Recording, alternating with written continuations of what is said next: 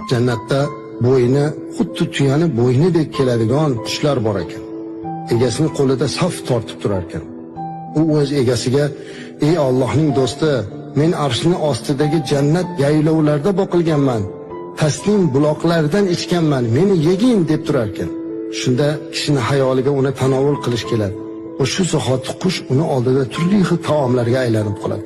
Undan xohlagancha yeydi. To'yganidan so'ng qushning suyaklari jamlanib, qaytib jannatni xohlagan joyiga yana uchib ketadi. Musulmon shuncha ne'matlar ko'rildi. Bandalar bir joyga to'planganda Alloh so'rayapti: "Yana biror narsa xohlaysizlarmi?" Ular aytar ekan: "Ey Robbim, yuzimizni yoriq qilmadingmi? Jannatga kirgizmadingmi? Bizga do'zaxdan najot bermadingmi?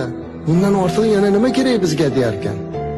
Shunda parda ochiladi va jannat ahllari Alloh taoloning jamolini ko'radilar.